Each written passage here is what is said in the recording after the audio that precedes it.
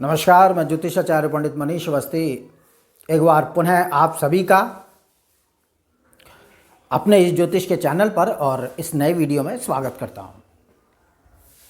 देखिए, 18 मई 2025 को राहु केतु अपना राशि परिवर्तन करने वाले हैं।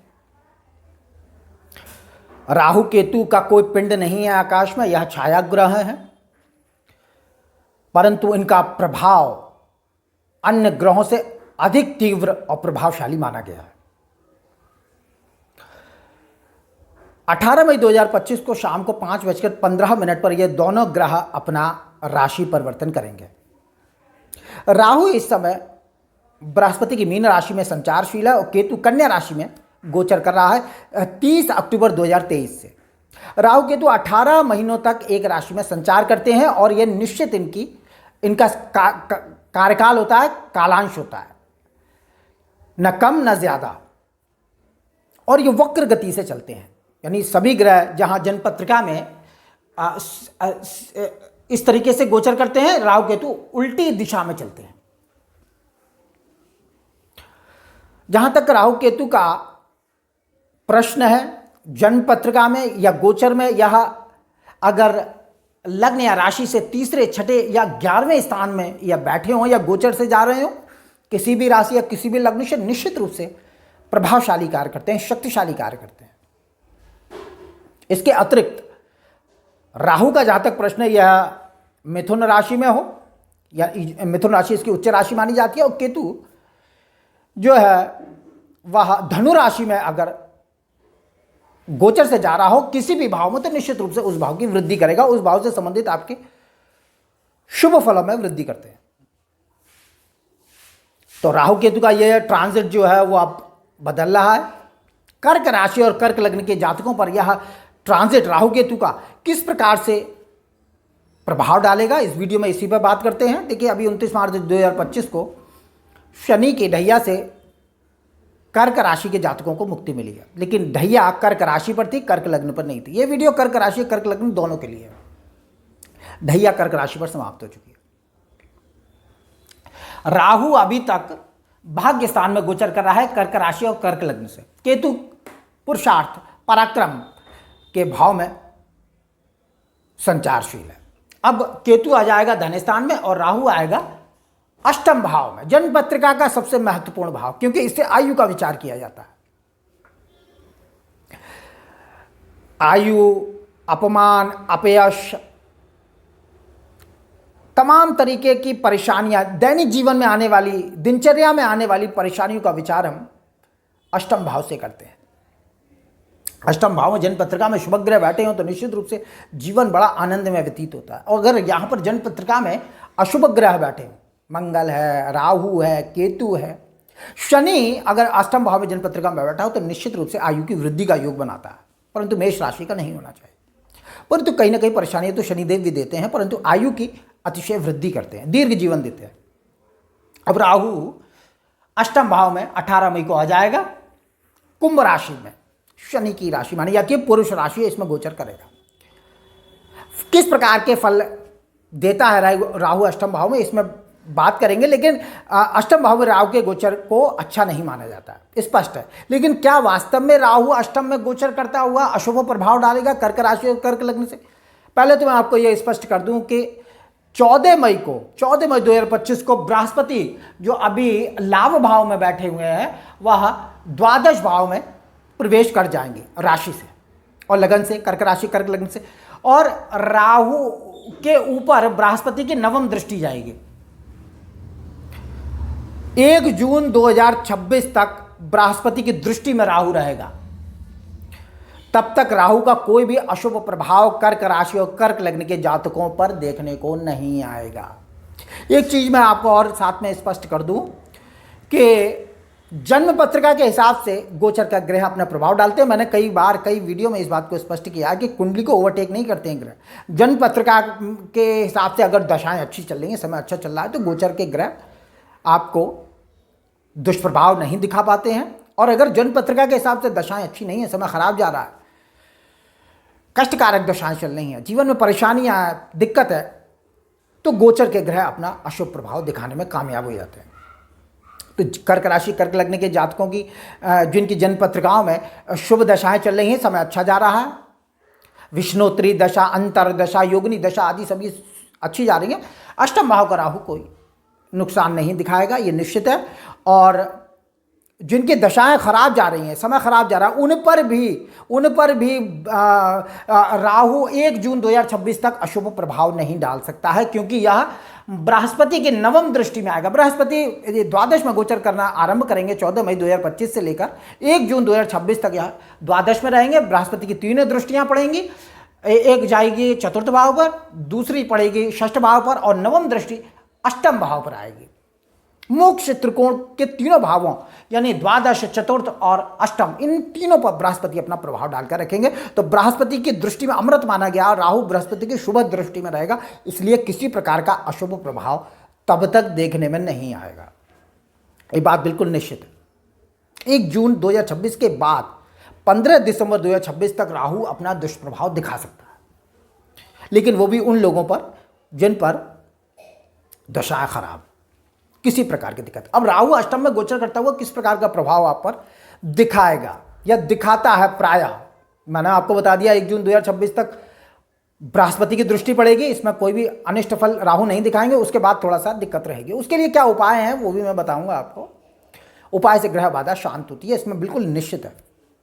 देखिए, जैसा मैंने बताया कि राहु और केतु लग्न और राशि से तीसरे, छठे, 11वें स्थान में जन्म पत्रिका में बैठे हों या गोचर से जा रहे हों तो भाव के बल की वृद्धि करते हैं, अच्छे माने जाते हैं। राहु मिथुन राशि में अगर जन्म पत्रिका में बैठा हो किसी भी भाव में, और केतु धनु राशि में हो, क्योंकि ये दोनों राशियाँ इन लोगों की उच्च राशियाँ मानी जाती है, अनिष्ट प्रभाव नहीं दिखाते बल्कि भाव के शुभ फलों में वृद्धि करते हैं। अगर ये अन्यत्र स्थिति में हो,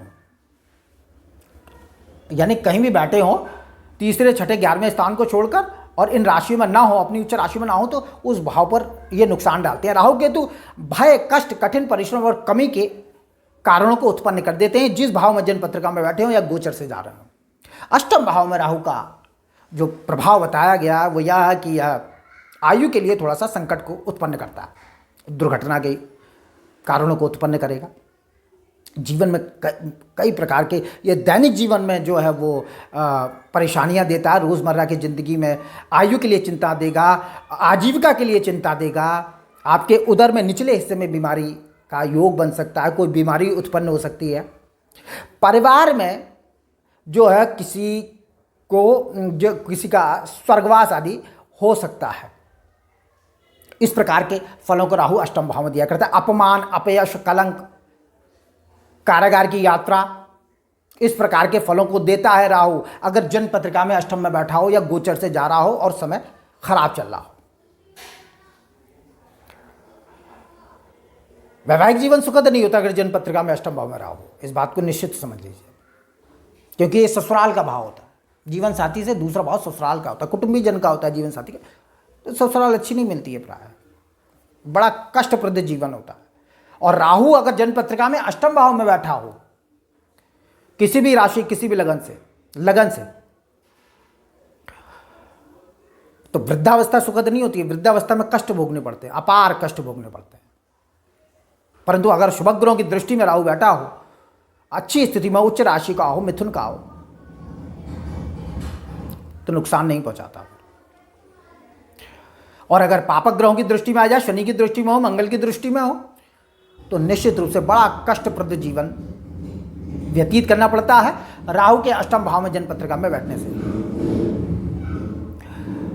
अब राहु आपके अष्टम भाव में, जैसा मैंने बताया कि इस प्रकार के फलों को देता है। पत्नी, पुत्र, मित्र आदि पर संकट देता है। परिवार में किसी की स्वर्ग गमन का योग बनाता है, यानी कि परिवार में किसी की शांति होती है तो उससे सूतक लगता है, फिर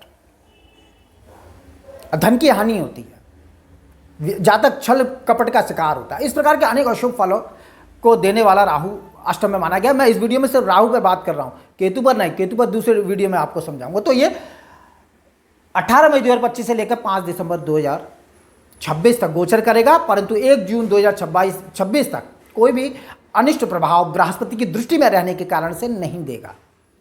उसके बाद इस प्रकार के फलों के दर्शन हो सकते हैं। तमाम तरह की परेशानियों को राहु दे सकता है। तो उसके लिए आप उपाय क्या करें? देखिए, महामृत्युंजय मंत्र अभीष्ट है और उसको अभी से जपना शुरू कर देना चाहिए जिन लोगों को विशेष रूप से समय खराब है। और महामृत्युंजय मंत्र का जाप तो करना ही पड़ेगा कर्क राशि, कर्क लगने के जातकों को, क्योंकि यह इसमें भगवान शिव से प्रार्थना की गई है और यह बड़ा अमोघ फलदायी है। यह जो है वो जातक की जीवन हानि होने से रोकता है, असाध्य रोगों से निवृत्ति दिलाने वाला होता है। शिव की आराधना कर्क राशि, कर्क लग्न के जातकों को करनी ही चाहिए, क्योंकि चंद्रमा को जो कर्क राशि का स्वामी है उसे भगवान शिव ने अपने मस्तक पर धारण किया हुआ है। तो कर्क राशि के जातकों को शिव आराधना हर सूरत में करनी चाहिए। किसी न किसी रूप में भगवान शिव की शरण लेने पर कोई भी अनिष्ट प्रभाव कर्क राशि, कर्क लग्न के जातकों को जीवन में नहीं देखना पड़ता, ये बिल्कुल निश्चित है।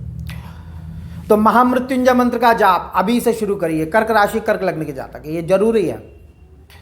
अगर आयु पर किसी तरह का संकट हो, परेशानी हो या रोग आदि की उत्पत्ति हो, तो शनिवार वाले दिन, देखिए एक उपाय मैं आपको बता रहा हूं, शनिवार वाले दिन एक बार अपने वजन के बराबर कच्चा कोयला नदी में प्रवाहित करें।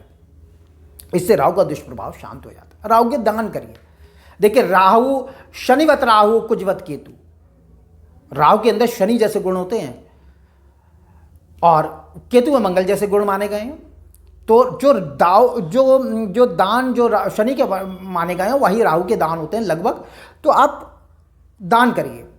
सरसों का तेल, काला तिल, काले चने, उड़द की दाल, काला वस्त्र, काला कंबल, काले फल, काली मिठाई, दक्षिणा सहित गरीब को दान करिए। निश्चित रूप से दान करिए। जिनकी जन्म पत्रिका में बैठा हुआ, गोचर के ग्रह तो आते जाते रहते हैं, निकल जाएंगे, कोई दिक्कत नहीं है, लेकिन जन्म पत्रिका में अगर अष्टम भाव का राहु हो तो बहुत कष्टप्रद जीवन होता है। इसलिए इसको दान पुण्य से शांत करना चाहिए। और एक चीज, अष्टम भाव में जब राहु गोचर से हो या जन्म पत्रिका में हो तो सर्पदंश से पीड़ा देता है। किसी विषैले जीव के काटे जाने से पीड़ा होती है। दुर्घटना, एक्सीडेंट आदि के भी योग राहु और केतु जन्म पत्रिका में अगर अष्टम में हो या गोचर से जा रहे तो बनाते हैं। और पाइल्स, बगंदर और इस प्रकार की गुदा मार्ग में परेशानियों को भी देने वाला होता है। तो काफ़ी कष्टप्रद होता है राहु केतु का जन्म पत्रिका में अष्टम भाव में आना। तो उसकी शांति करनी चाहिए। और राहु का एक बीज मंत्र ओम राम राहु बने हुए, इसका भी आप जाप करिए। तो राहु के इस प्रकार के उपाय करने से राहु आपको कभी अनिष्ट प्रभाव नहीं दिखाएगा। तो इस गोचर में 1 जून 2026 तक राहु का कोई भी विशेष प्रभाव आपको देखने में नहीं आएगा। उसके बाद से 1 जून 2026 से लेकर 5 दिसंबर 2026 तक थोड़ा सा आपको सावधानी रखनी होगी। राहु के उपाय आपको करने ही पड़ेंगे, नहीं तो फिर इस प्रकार के फल आपको जीवन में देखने पड़ सकते हैं। लेकिन उन लोगों को जिनकी जन्म पत्रिका से दशाएं खराब जा रही हैं, कर्क राशि, कर्क लग्न के जातकों के लिए, जिनके समय शुभ है, उनके लिए राहु कोई अनिष्ट प्रभाव नहीं दिखाएगा। तो राहु से भयभीत होने की किंचित मात्र भी आवश्यकता नहीं है। ग्रह गोचर है, निकल जाएगा। ग्रहों का गोचर चलता रहता है और जन्म पत्रिका के हिसाब से प्रभाव डालते हैं। तो इस वीडियो में इतना ही। मेरा वीडियो अच्छा लगे इसे लाइक करें, शेयर करें, सब्सक्राइब करें। जन्म पत्रिका विश्लेषण के इच्छुक हो तो नंबर डिस्क्रिप्शन में है। नमस्कार।